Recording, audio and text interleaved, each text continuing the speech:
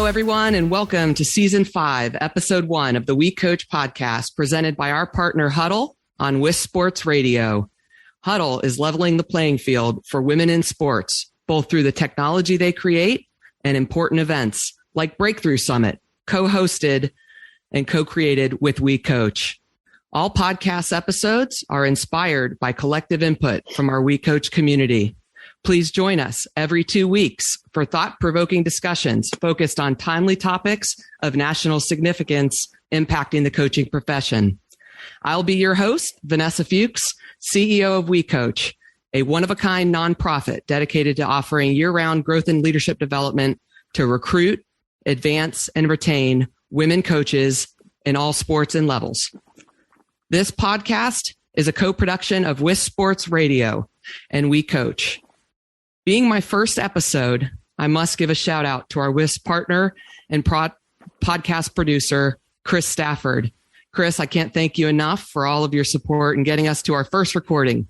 WIS Sports Radio is the world's largest podcast network for women's sports with over 2 million listeners. We look forward to bringing you new shows dropping every other Thursday. This is now month 3 for me with WeCOACH. And with this being my first podcast episode, I thought it would be fitting to have 2 of my very special people who've had a tremendous influence on my life, my coach and my teammate.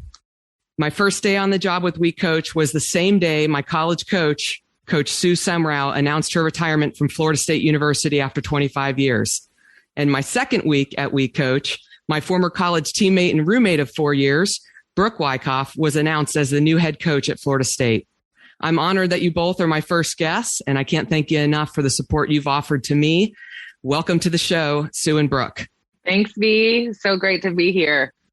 It's surreal, Vanessa. I tell you, this time and this podcast is really near and dear to my heart. Well, I've been having a blast over the last couple of months. We're thrilled to have our podcast relaunched, and certainly means a lot to me that you both have joined as my very first guests. And Sue, we'll kick it off. I first wanted to just talk about you becoming a head coach in your young 30s. I like to say that we came in as freshmen together. Brooke and I were freshmen playing for Sue her very first season at Florida State. And it was your first and only head coaching job. So could you talk about, besides winning, Sue, what were some of the keys that allowed you to remain at the same institution for the duration of your 25-year head coaching career? Well, Vanessa, 25 years ago was a long time ago. And so I don't even know that you know this, but I was a head coach at the college level at a Division III college before coming to Florida State. I felt like I kind of cut my teeth there at Occidental College in Los Angeles after being a high school assistant coach, and jumped right in while I was getting my master's degree at the University of Southern California. So, but certainly didn't expect the jump to Division I head coaching as quickly as it came. But I cut my teeth a long time with coaching 2 sports at Occidental, and then as an assistant coach for another 6 years. So it was 10 years in coaching before I was able to step into the position at Florida State. And I will say that the key for me was just believing that there was always more than what was in front of me.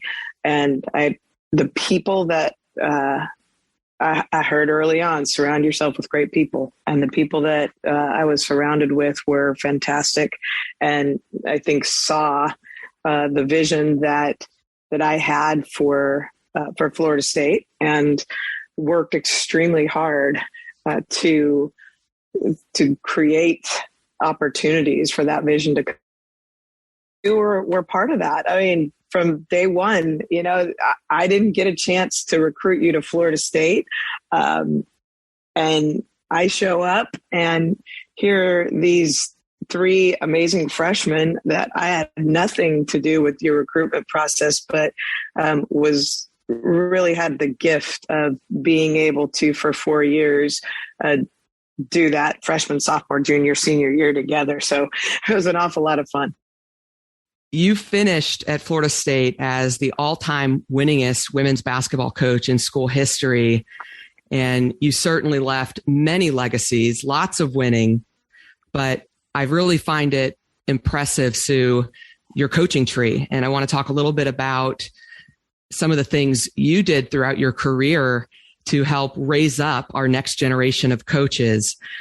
You would always, I remember, host at the Final Fours receptions and gatherings for those coaches who worked with you and have now gone on to continue their coaching career at other stops.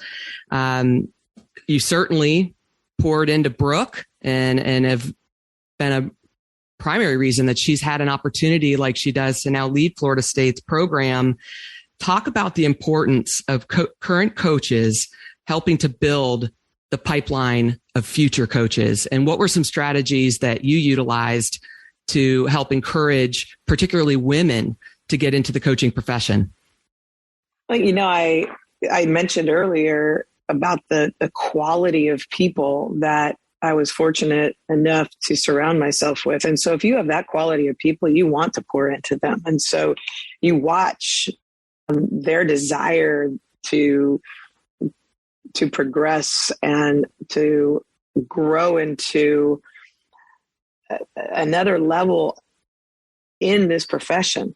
And so really just watching that makes you want to pour into people that have such passion and purpose. And so being able to do that was just a gift. It was really part of the biggest joy of coaching, that and being able to pour into the student athletes who want to be part of helping them to do what it is they want to do. And a lot of times that means listening to them.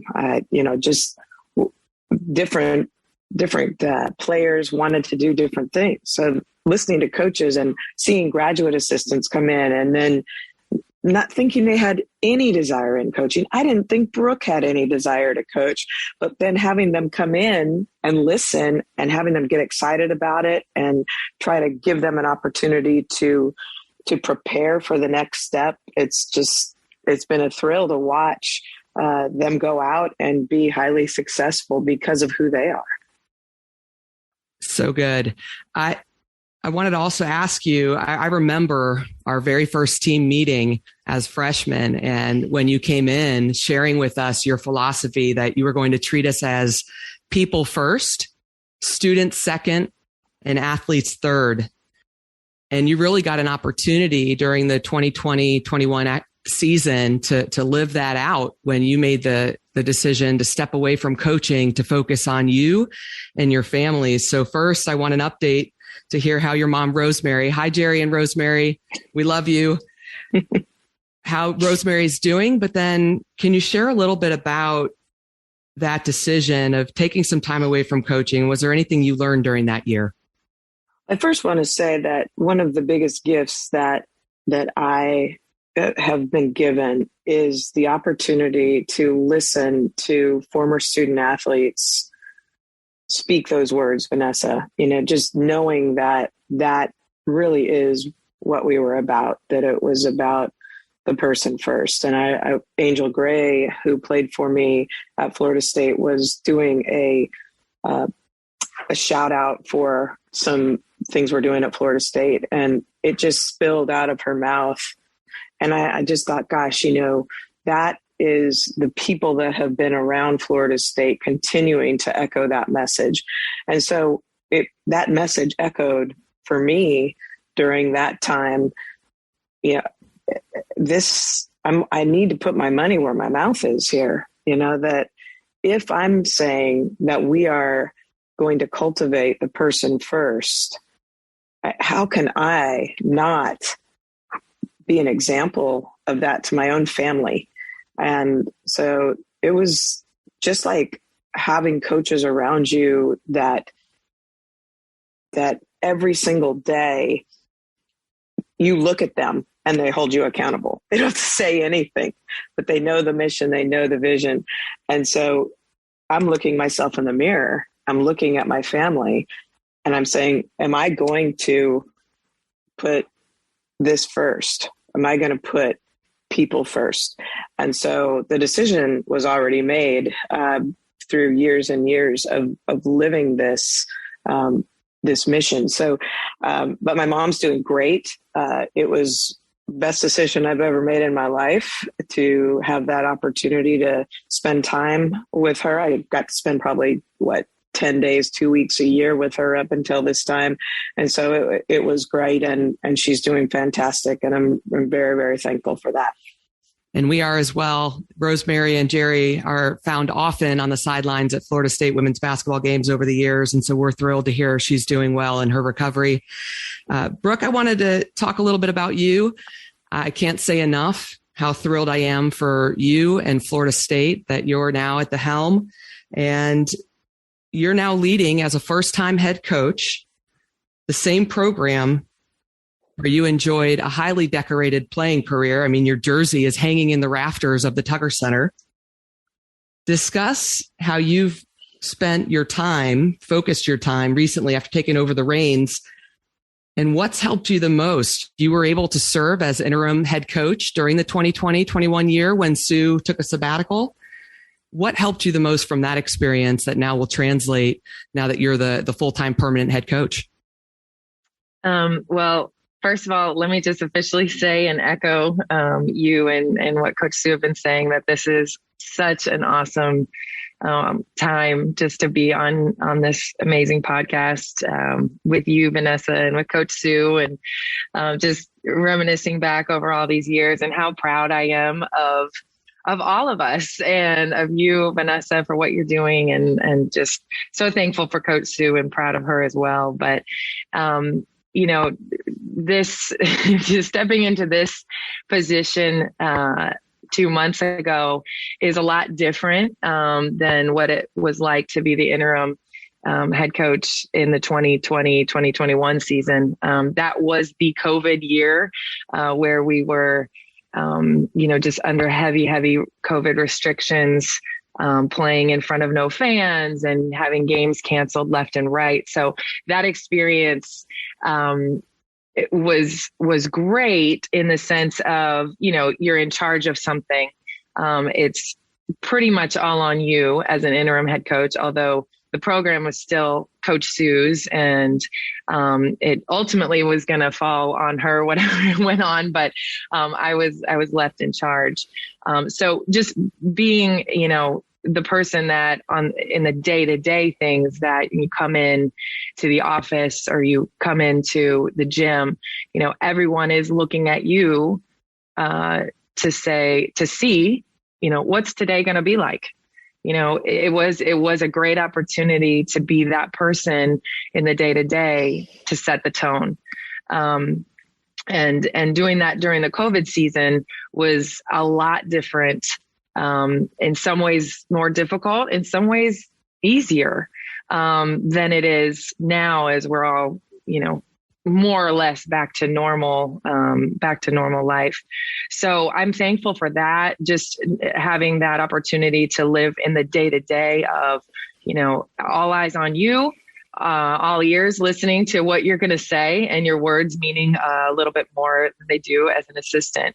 But since I've taken this role 2 months ago, to be honest, it's been about recruiting, and it's been about re-recruiting the players that were already on our roster, dealing with transferring out, dealing with recruiting transfers to come in, and just literally, that's really what it's been. I am very blessed to, be coming into this new role in a place where I'm not starting from ground zero. I didn't have to hire a whole new staff. The majority of our staff stayed on, and I'm so thankful for that. And again, that's a tribute to Coach Sue, just again, surrounding herself with great people and building up a foundation of a staff and a program that I get to just kind of walk into and hopefully build on and move forward. But I'm very, very fortunate not to have dealt with, coming in and, starting from scratch with everybody around me. So that's really allowed me to and the rest of the staff, for us to really focus on, what's our team going to look like next year in terms of personnel, and pouring into those players that are still here, and really developing relationships with those that are new and incoming. You mentioned the focus on recruiting. I want to go back to that. At the time you were announced, like many programs are facing around the country, there were some players who opted to enter the NCAA transfer portal. This is a huge topic of conversation amongst our WeCOACH community. And I was just curious to hear, how did you handle that? What are the messages you're trying to convey to your players in those moments, in those conversations, when they come to you and express that they're leaning towards considering transferring? How do you handle those moments? Yeah, well, the first thing to understand, and again, it's a learning process. I'm not going to say that I have it all figured out and handled every situation perfectly. I'm learning every single day how to navigate what really is a new normal for all of us in this profession with the transfer portal. And the, not only the transfer portal, but the one-time transfer waiver, that really changed everything, that student athletes can go and play immediately anywhere, in conference even. And that is so different and new. And so really what I've learned is that just taking it situation by situation. Every player is different. They are coming to you for different reasons. They are coming from, a place of either maybe they haven't played as much as they wanted to. Maybe they're just looking for something different. They've graduated and, from our institution, and they just want to try something else with that fifth year, that COVID year they have. Maybe, it could be for all kinds of reasons. And that's what we're finding out, is that there is no formula to this. There's no easy solution, and the reality of it is it's going to hurt, and this is a business, but like we've talked about from the top of the show, and what Coach Sue has instilled in us from 25 years ago, that this is about relationships. This is about people first. And that's how it's been here at Florida State. And when you're dealing with young people, it has to be about relationships to some degree, and so when it comes time to have these conversations, hard conversations, there's gonna be there's an emotional side to it, on both sides. And so that's okay. And then, we acknowledge that, and then we move forward as best we can in different directions, or in the same direction if those conversations lead to, okay, we're good and we're going to continue together here at Florida State. So it's been navigating that, the emotional ups and downs of it, coming to terms with the fact that this is the new normal, and everybody's pretty much in the same boat across the country, and looking at it as an opportunity, as people move on and do different things. That everybody has their own choice. Now let's look at this opportunity to bring student athletes in that are going to move us forward in a different way, or bring a different skill set, or bring a new personality or background to our program, and provide light in that way, because it's an opportunity for these student athletes that are moving on. They're looking at it as that as well. Something new, something different. So that's how we're approaching it here. The WeCOACH Podcast will be right back after this commercial break.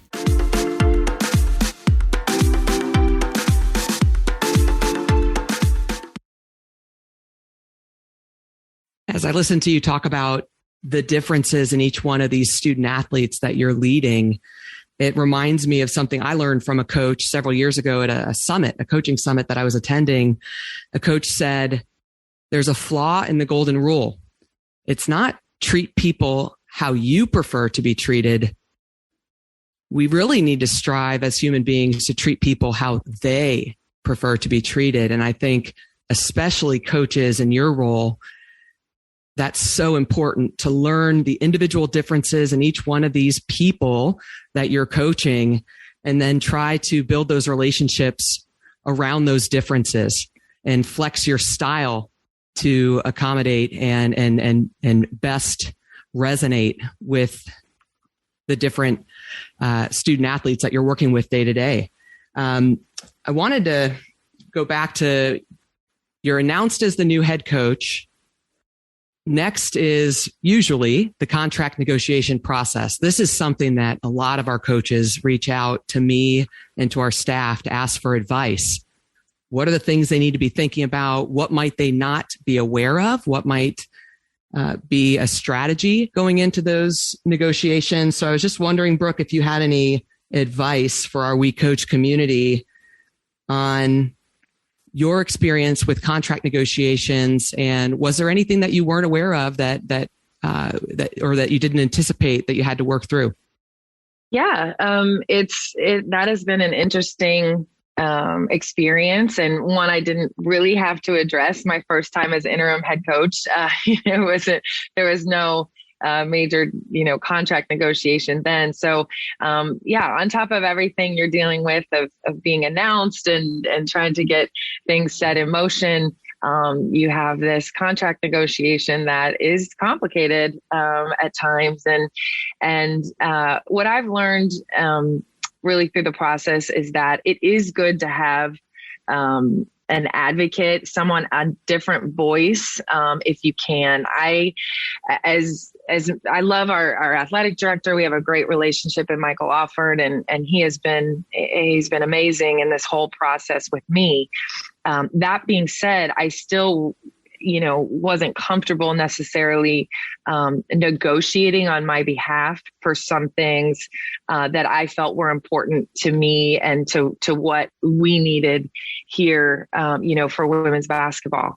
And so that's why I have an agent. I use an agent. And I think in women's basketball, especially, that's become more and more common for coaches and assistant coaches to have an agent, and not just to do contract negotiations, but really my agent has helped me, with professional development and preparing for interviews and just a sounding board, throughout the last few years as I'm an assistant thinking about becoming a head coach someday. So when it came time for the contract negotiations, I wanted to have somebody there to negotiate on my behalf. Things that, there were things that I hadn't thought about or had any, basis of just to even know if it was good or bad, something like a buyout. Something like those types of things. Like what is a buyout? How much should that be?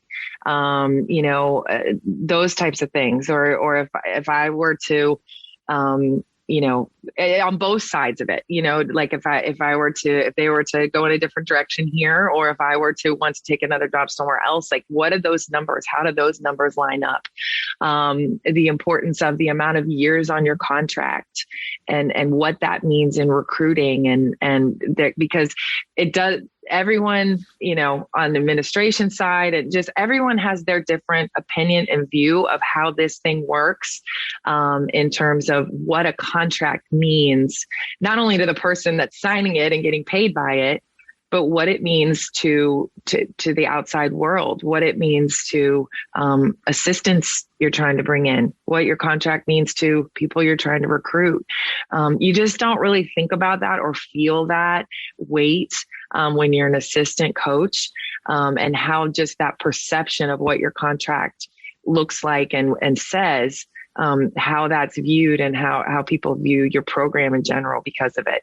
So those will be the things I would say is just, have somebody that can advocate on your behalf, so you don't have to have those hard conversations necessarily about the nitty-gritty of a contract. And also just, just taking your time and being able to really understand your non-negotiables, so to speak. Like, what kinds of things are you, for example, like, are you willing to take less money in salary, for another year on the contract? Or are you willing to, give up this to really get that? And again, knowing what's important, what you're going to need for your program, what's important to you. And it's because it's not just about like, oh, how much am I going to get paid every year? It's so much more than that. So it really helps to have somebody like an agent in your corner, explaining these things to you and advocating on your behalf. And Vanessa, I would jump in and echo what Brooke's saying. It is extremely difficult to defend your own integrity. And especially when you are supposed to be in a positive relationship with an athletic director who is presenting this contract to you. So that interim person, it used to be back when I started that the athletic director didn't work with agents. And so the reason I had an agent was to look over a 14-page contract that I didn't understand anything about. I do think it's really valuable. I had an older coach who is interested in maybe moving to another school at some point, call me and say, hey, help me understand, is an agent important? And I'm thinking, yes, yes. So that is a question. And I think a lot of people that are a part of WeCOACH do need great guidance in this area. You both mentioned the importance of an advocate, and that's some really good insight that you both shared. Thank you for that. Brooke, you certainly had an advocate in Sue over the years. And Sue, I was wondering if you'd share a little bit about some of the intentional ways that you were best positioning Brooke for the opportunity, such as to lead the Florida State program. What were some of the things that you either delegated to Brooke to handle for the program? And then also, once she was announced and it was determined that she would be next in line to lead, what was some advice that you gave her as she was transitioning into the permanent role? Well, I took a page out of Coach Bowden's book, honestly. He was such a great mentor and caregiver to me. And I really saw the way that he directed things. And I thought, gosh, why can't this work for women's basketball to have an offensive coordinator, a defensive coordinator? We always had a recruiting coordinator, and that was something that I remember serving in. But as soon as I was able to figure out how to do that and remain involved in the way that I needed to on the court, I think the best thing that I was able to do was to bring in someone to be a recruiting coordinator. And Brooke came in and was a recruiting coordinator by fire. I mean, it was just like, look, this is what we're going to do. This is how we're going to do it. And she did a phenomenal job. I mean, both of you two are so intelligent, and it's your passion and intelligence that I knew made me know for both of you that you could do anything you wanted to. And so you go from recruiting coordinator to the defensive coordinator. And she did a phenomenal job with that. I mean, just because really that was her passion. I couldn't get her to shoot the ball, if you can remember, Vanessa. So, to get somebody who was the all-time leader in blocks at that point, who would fly all over the floor, to have a passion and to teach the defensive system that we had in place, to tweak it when she saw fit, those types of experiences where you trust the individual, you follow up behind, you challenge the dog out of them, and at the same time really try to be encouraging, I think was really important in the growth of any of my assistants. Then to move into the offensive coordination spot, and because I do think that piece of it is the most delicate, it's the most strategic. It's if you can't score, you can't win. Now I'm a coach who goes back to those first two and thinks those are the most important foundationally, but if you don't have somebody that can help you to put players into a position to score once you've gotten stops, then, that's, just tough. So, Brooke was able to do all three of those at a high level. And then during the COVID year, handle budget, handle huge decisions. I think she handled COVID far better than I would have handled COVID. And then last year, coming back that I needed to not just come and reinsert myself. And it was really hard to not do this with my personality, but I've always wanted to be, different than who I was as a coach.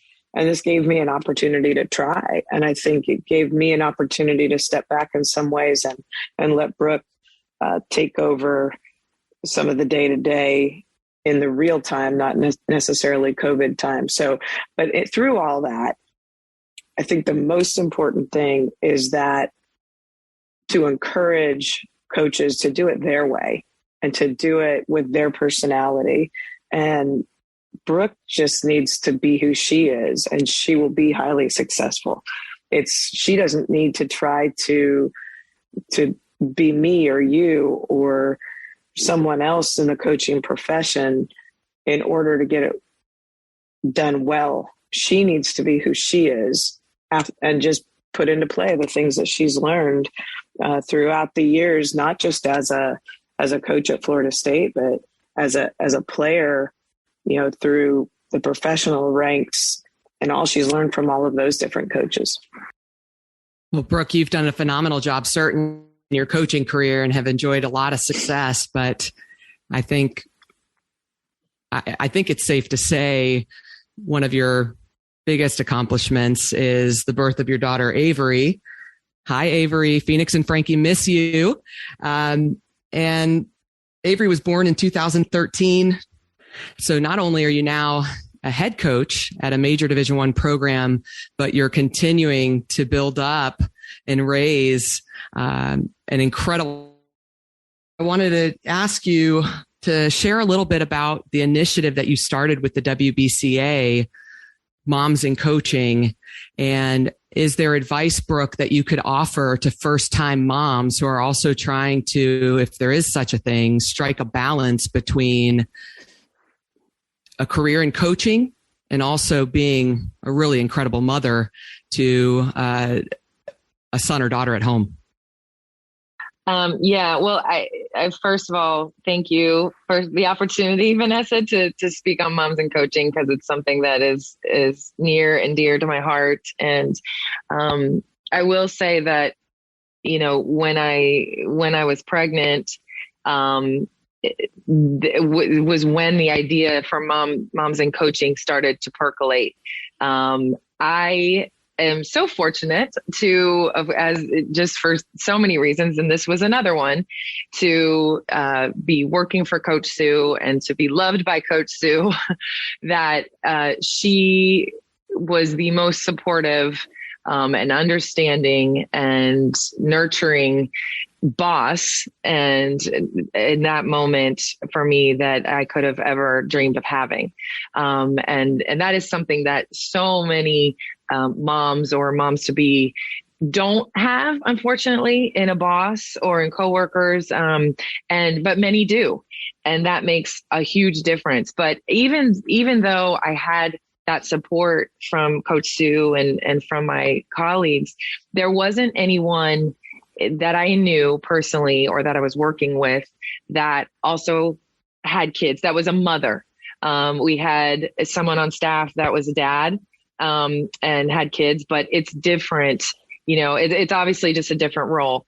And so I began to look around and say, well, who's done this before? I haven't seen it done. And while I happened to be out on the road in July, which is a huge recruiting period for women's basketball, where you see, every coach in the country while we're sitting and watching these AAU tournaments. And so it was becoming obvious that I was pregnant. And so I had other coaches coming out of the woodwork up to me like, "Oh, you're pregnant. Congratulations," and start up a conversation. And I'm like, yeah, you're a mom? Like, you have kids too? You know, when we're coaching, obviously on the sidelines, you don't see people's kids with them during games. And then when we're out on the road recruiting, which is the other time we see other coaches, usually we don't have, our kids with us. So I had so many women coming up to me and saying, yeah, I have 2 kids, I have 1 kid, or I have 18-year-old kids, or I have a 3-year-old, and began to share their story and also their advice. And that advice that they were giving me, first of all, just made me feel, it was like a sigh of relief, just that, wow, thank you. Yes, that advice is I'm going to use that, but also that there's other people doing this. I'm not alone. I'm not alone. And that was the biggest thing that started me thinking, okay, if I'm feeling this, other people have to be feeling like this. Mothers, that had kids of all ages were saying they still felt like that, and they'd already been living it out. So we started to talk about, man, if we could all get into a room together and just all talk and support each other and give advice and just see each other. How cool would that be? So that's really where Moms in Coaching came out of. It's like, we need to get together. Again, Coach Sue to the rescue. Coach Sue was the president of the WVCA at the time. And so we had the WVCA really, on the forefront of all of our minds they're our organization that really provide that kind of infrastructure where we can get groups together. And so they were amazing in allowing us to have a spot at the convention at the Final Four. And this was now 8 years ago. And so every year we've been getting together at the Final Four as part of the WBCA convention. And it's just so cool to see moms in a room, look around and be like, all these women are doing it too. When I feel like I can't do it, when I get to that point, like, how am I going to get this all done or to manage? I think of those moms in that room and know that there's the support out there and other women doing it, and I can do it too. I love that. And I can't believe it was 8 years ago. I remember attending your very first meeting with your Moms in Coaching group, just to kind of learn from the administrator perspective, how I could best support you. At the time, I really hadn't had many women coaches that I was supervising that had children. So it was had a tremendous impact on me. And I can tell you, Brooke, I'm already hearing the volleyball coaches are discussing starting something similar as Moms in Coaching for the volleyball coaches out there that are mothers. So what you're doing is starting to spread throughout our country and is offering tremendous support to these women in coaching. Because you're right, the social roles between men and women at home and mothers, and the responsibility that usually falls on the mother in terms of taking care of the young ones, it does present a challenge when you're trying to maintain and thrive in a profession like coaching, where it's 24/7, 365. Could you share a little bit, Brooke, from your experience at Florida State? What were maybe some of the best practices in terms of support that you received? I know you mentioned Sue was a tremendous advocate and supporter for you. Was there anything that the administration provided that you would say should be a best practice that other schools and administrators should think about? Yeah, I think there's a lot of things that can be done. And again, this is something we talk about in Moms in Coaching, that each institution is so different. And we all deal with just a very different landscape from program to program, staff to staff, institution to institution. And so it really, you do feel fortunate when you have people that you work with and people that you work for that are supportive. That can look like a lot of different things. So, some examples of it would be just being able to feel the freedom, honestly, that there's not going to be a penalty or repercussion for having to attend to a parenting obligation. And that looks a lot of different ways. And it starts with, that you work for, whether if you're an assistant coach, that's your head coach. If you're a head coach, that's your athletic director, and oversight. And really having that trust there that, okay, I'm not going to take advantage of this. I am not going to work, less or not take my job as seriously because I'm a mother. But there are things that I'm going to need to maybe not work the same hours as my counterpart who doesn't have children because my child has a doctor's appointment or needs to get picked up from school at a certain time. So it's that having that trusting relationship of, valuing the work that I do or the work that we do as mothers in the job, and also knowing that we're going to get the work done. It just may look a little different. Just feeling that kind of understanding is huge.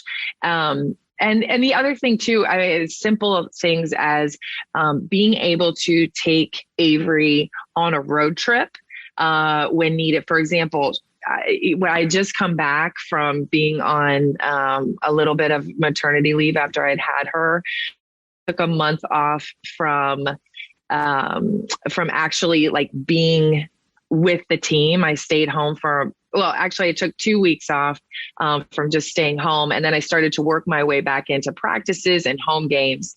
And then I was about a month later, maybe 6 weeks, then I began to travel with the team again and for recruiting. And there was a situation where I was still breastfeeding. And so I wanted to bring her.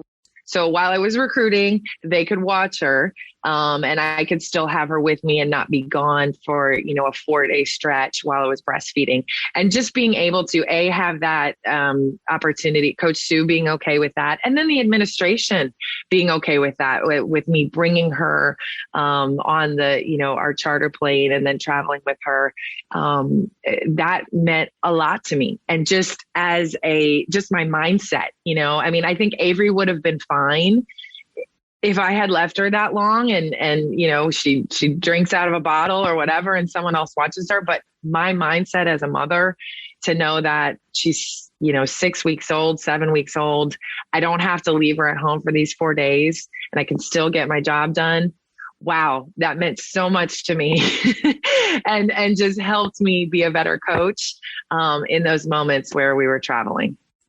So good. And we're working on right now a toolkit, WeCOACH, as part of our resources that we're rolling out in celebration of the 50th anniversary of Title IX, a toolkit for administrators, best practices for supporting women in coaching. And certainly there will be a heavy emphasis on support for mothers in coaching. And a lot of that is inspired through the work that you've done and the leadership role you've taken, Brooke, to help support other women coaches out there who are mothers and are also able to really find tremendous success in the coaching profession while also serving as incredible mothers at home to their young children.